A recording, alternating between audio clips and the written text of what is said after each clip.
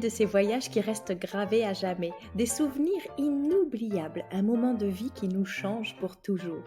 C'est ce qu'Anne-Laure a bien accepté de partager avec nous aujourd'hui en toute confidence. Un séjour en tout point insolite. Bonjour Anne-Laure.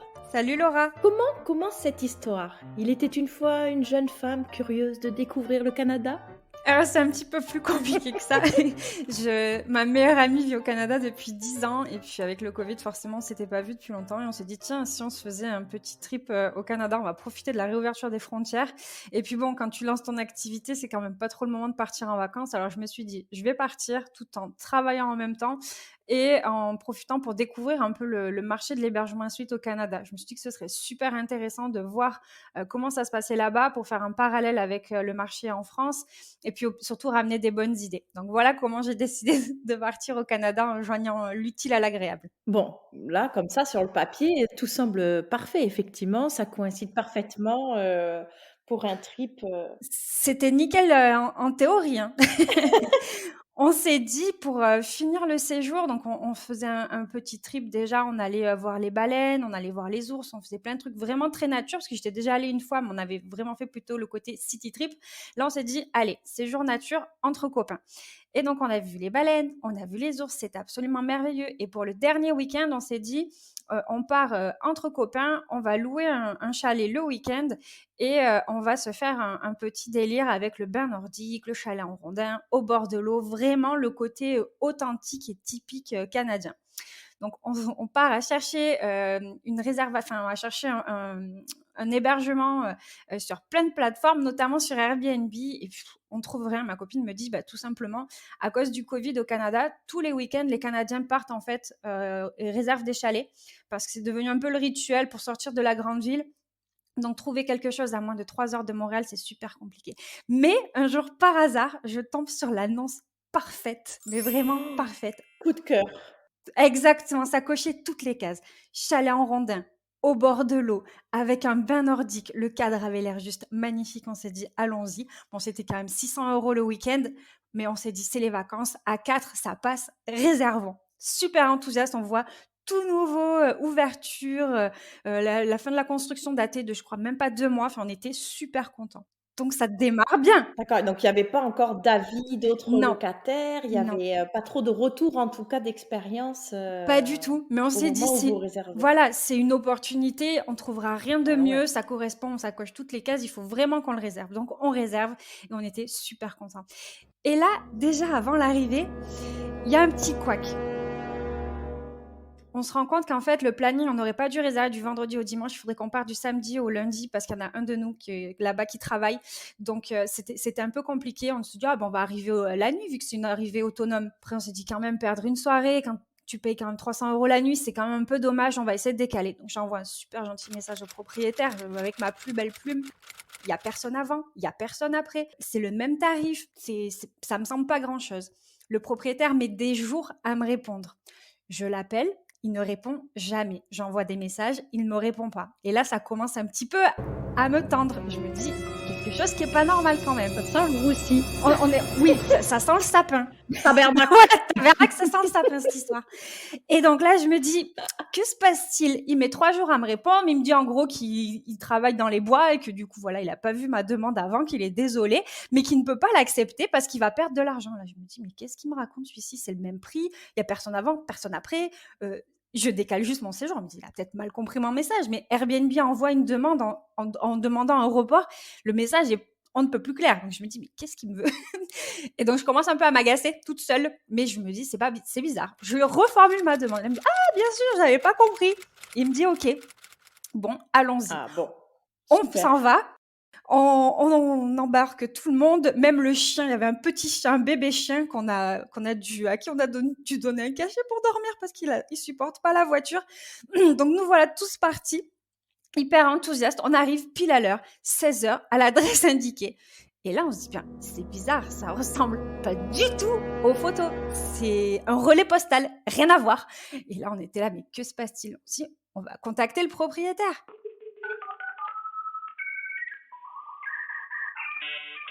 Bien évidemment, aucun réseau. Donc là, on fait 5, 10, 15 kilomètres pour trouver du réseau. Donc, on tourne, on envoie un message au propriétaire. Il faut faire un partage de connexion parce que je peux pas me connecter là-bas. Mon pote a pas Airbnb sur son téléphone, donc c'est un bazar pas possible. On envoie un message au propriétaire, on attend, pas de réponse. On l'appelle et là, on nous dit que le numéro de téléphone est l'équivalent d'un message de téléphone non attribué. Là, on commence à se dire, oh mon Dieu, on a payé 600 €. On est à presque 3 heures de Montréal. Comment est-ce qu'on va faire? Qu'est-ce qui se passe en fait? Et là, mes potes me disent, bon Anne-Laure, prends ton téléphone, regarde si tu peux accéder à l'annonce. Et même sans connexion, je peux accéder à l'annonce. Ils me disent, ben, ce que tu fais, tu regardes les photos, tu regardes chaque détail des photos, tu regardes chaque commentaire, parce qu'entre notre réservation et notre arrivée, il y avait eu des séjours qui disaient que c'était difficile à trouver, mais que c'était chouette. Donc, ils me disent, regarde tous les commentaires. J'avais l'impression d'être l'inspecteur gadget. Je ne paye pas un week-end pour avoir à faire une enquête pour pouvoir trouver le chalet quand même. C'est n'importe quoi cette histoire. Et on fait quand même ça. Donc, on regarde les commentaires, on se rend compte qu'en fait, le chalet est dans un parc naturel. Donc, il faut rentrer dans un parc. Donc, on cherche un parc. On en trouve un à 20 kilomètres. Ok, on arrive à l'entrée du parc. C'est payant. Bien sûr, c'est pas mentionné dans l'annonce, mais c'est pas grave, on n'est pas à ça près. On va au guichet d'accueil pour demander à 2 gentilles dames pour leur expliquer notre histoire. Et alors là, franchement, j'avais l'impression de chercher genre un ami disparu, quoi. Je leur montrais les photos, je leur expliquais. Alors voilà, on a réservé, mais on n'a pas vraiment l'adresse parce qu'on se rend compte que ça correspond pas. Ce monsieur s'appelle machin. Le chalet ressemble à ça. Il répond pas. Et là, elles nous disent, je pense qu'il y a un truc au kilomètre 15. Ok, nous voilà partis au kilomètre 15. Je me dis kilomètre 15, ça va, c'est pas très loin. Non, mais en fait, kilomètre 15, 15 kilomètres dans un parc naturel, mais il faut 1 heure, quoi. C'est une horreur. Là, vraiment, je me sens dans un film d'horreur. Je me dis, quelqu'un qui va sortir avec une tronçonneuse, c'est pas possible. Et bien évidemment, la nuit commençait à tomber. Et ça faisait presque 1 heure ou 1 heure et demie qu'on tournait.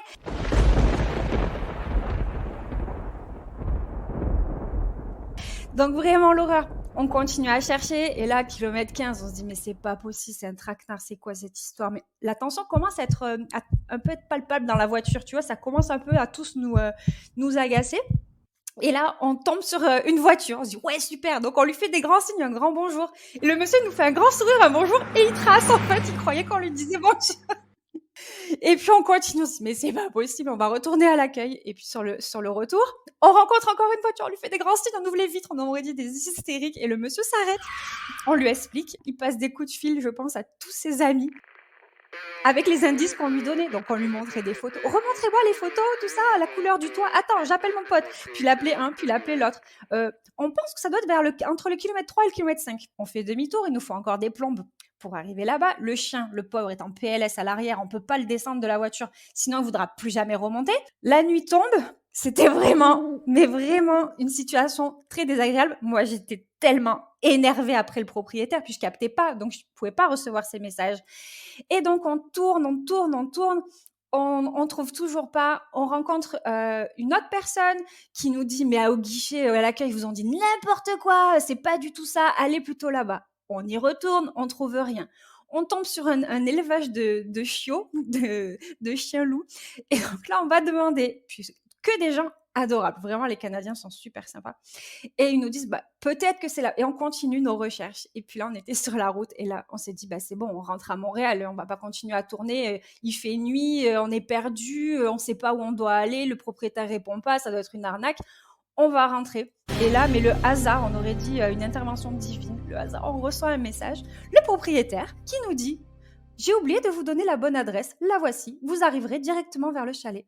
Et là, ça faisait 2 heures et demie qu'on tournait. Pas une excuse, pas un truc pour dire ah ben j'ai oublié, désolé, j'aurais dû vous le dire avant, je suis absolument confus. Enfin, pourquoi donner un numéro qui est erroné aussi? Donc je lui demande tout ça par message. Il fait complètement languille en me disant ah ben moi comme je capte pas, je suis toujours dans les bois, ça sert à rien que je mette un téléphone, je réponds qu'au message.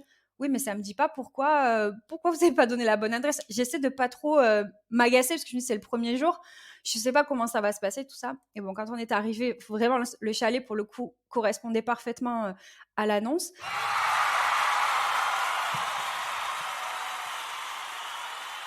au petit matin, on s'est rendu compte que quand même, bon, le bain nordique était rempli de feuilles pourries.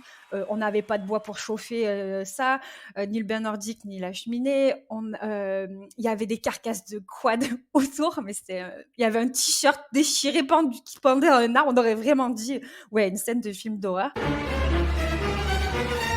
Ouais, il y avait pas de couverture, enfin, c'était un peu bizarre. Il nous disait qu'il y avait le Wi-Fi, on arrive dans le livret d'accueil, il disait qu'il y avait pas de Wi-Fi. Alors je lui ai demandé, je lui ai dit: «Non mais attendez, moi sans Wi-Fi, ça va pas le faire». Bref, voilà. Donc au final, il y avait le Wi-Fi, c'est juste que dans le livret d'accueil, c'était pas actualisé. Il nous a amené du bois, mais 24 heures après, quand tu restes 48 heures, c'est quand même pas génial. Il ne s'est absolument jamais, jamais, jamais excusé. Ouais, non, c'était pas vraiment chouette. Donc c'était pas ma meilleure expérience. Autant te dire que je me suis fait chambrer par mes potes. Moi, la professionnelle du tourisme qui fait des réservations, c'était une catastrophe. Donc je me suis fait chambrer tout le week-end, mais ils avaient raison.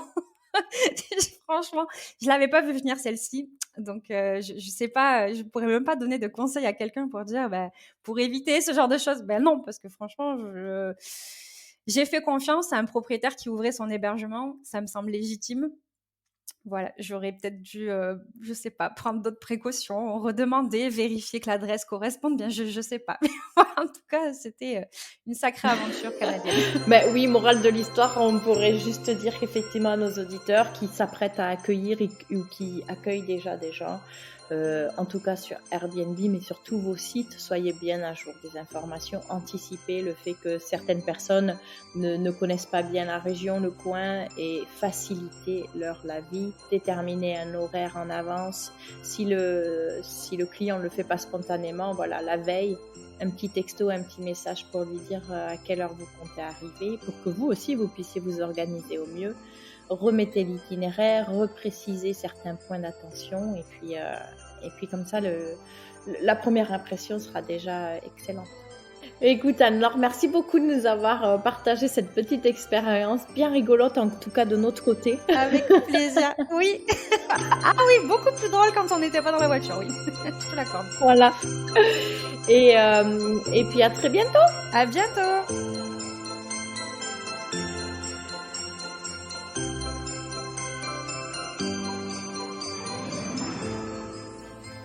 Vous venez d'écouter un épisode spécial calendrier de l'Avent et je vous en remercie. Pour soutenir le podcast, mon plus beau cadeau de Noël est de recevoir une avalanche d'avis et 5 étoiles sur Apple Podcast. Cela ne prend qu'une minute et c'est la meilleure manière de témoigner votre intérêt pour mon contenu et de le faire connaître au plus grand nombre. Bah oui, faut savoir partager, hein, c'est ça l'esprit de Noël. Merci à tous et à demain pour encore plus de conseils, d'astuces et de bonne humeur.